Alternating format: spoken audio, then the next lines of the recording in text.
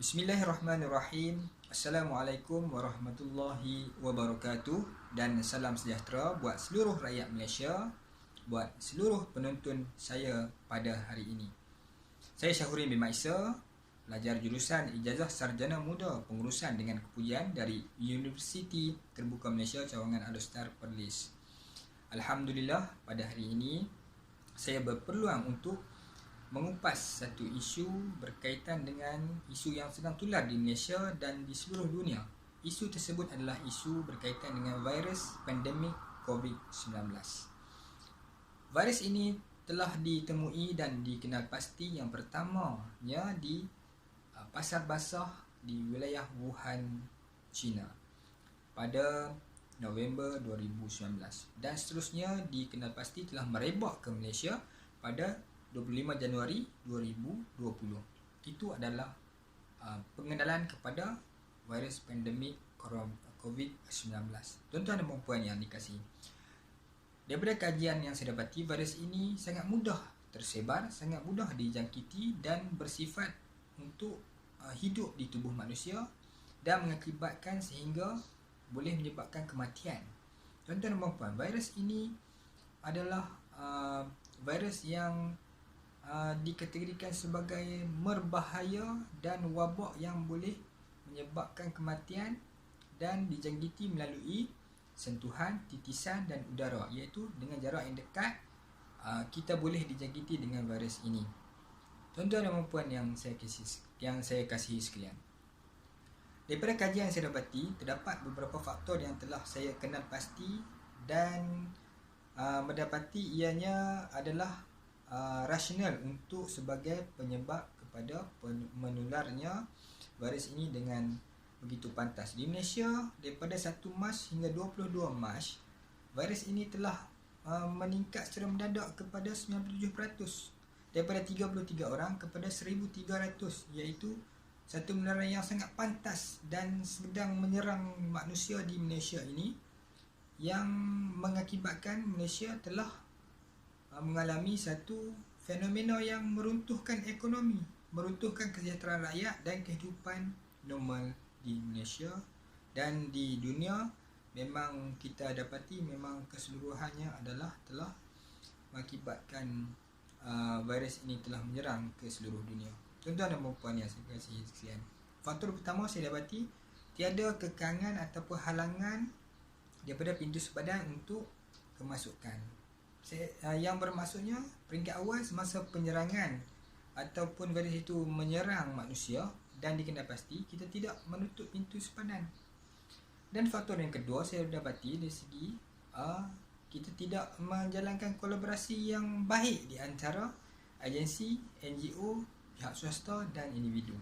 Maknanya kita boleh menjalankan sebarang aktiviti lagi walaupun pihak KKM telah menjalankan dengan baik pengisytiharan sebagai virus ini dan sebagainya. Pada 29 Februari hingga 1 Mac masih dilangsungkan perhimpunan di Masjid Seri Petaling yang menjadi punca penularan begitu cepat. Yang ketiga, tuan-tuan dan puan boleh lihat dari segi yang dipaparkan daripada berita Metro, menyatakan 680 warga Cina tanpa dokumen telah ditangkap di Cyberjaya. Itu antara faktor yang sedang kita patut tangani.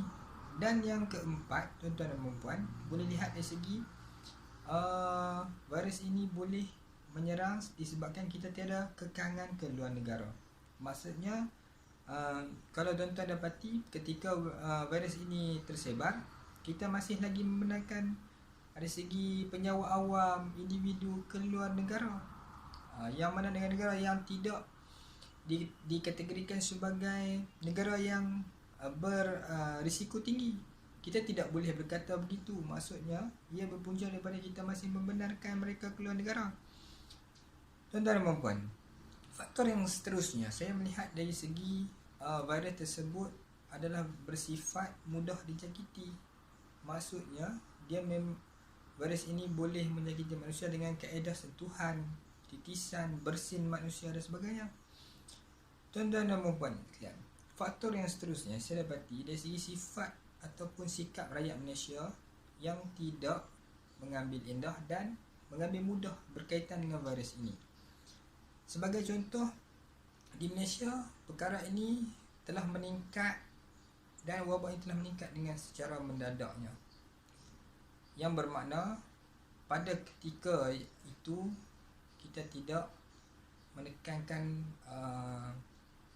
penekanan yang serius terhadap penularan virus ini. Tuan-tuan dan puan, bagi cadangan ke atas cadangan saya untuk mengekang penularan virus ini, saya mencadangkan kita tidak boleh lagi keluar negara sehingga satu tempoh yang betul-betul selamat.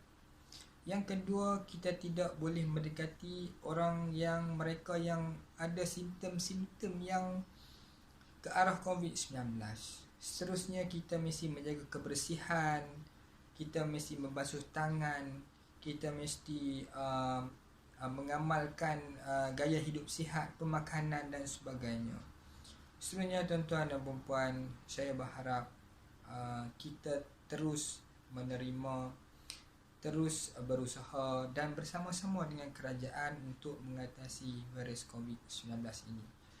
Dan saya berharap negara kita akan pulih seperti sedia kala. Ekonomi kita yang terkesan dengan COVID-19 ini akan kembali pulih dan kesejahteraan rakyat Malaysia akan kembali seperti biasa.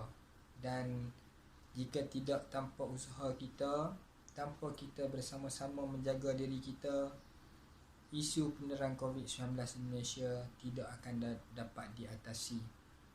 Dan jika ini berlarutan, ia adalah satu menjadi kebimbangan kepada pertumbuhan dan perkembangan manusia di Malaysia.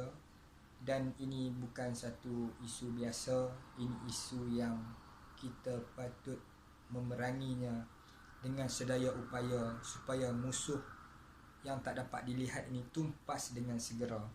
InsyaAllah. Sekian, terima kasih kepada semua yang terlibat dalam membantu saya mendapatkan kajian saya ini, dan saya berharap ia menjadi panduan kita di masa hadapan generasi yang akan datang. Sekian, saya sudahi dengan wabillahi taufiq wal hidayah. Wassalamualaikum warahmatullahi wabarakatuh.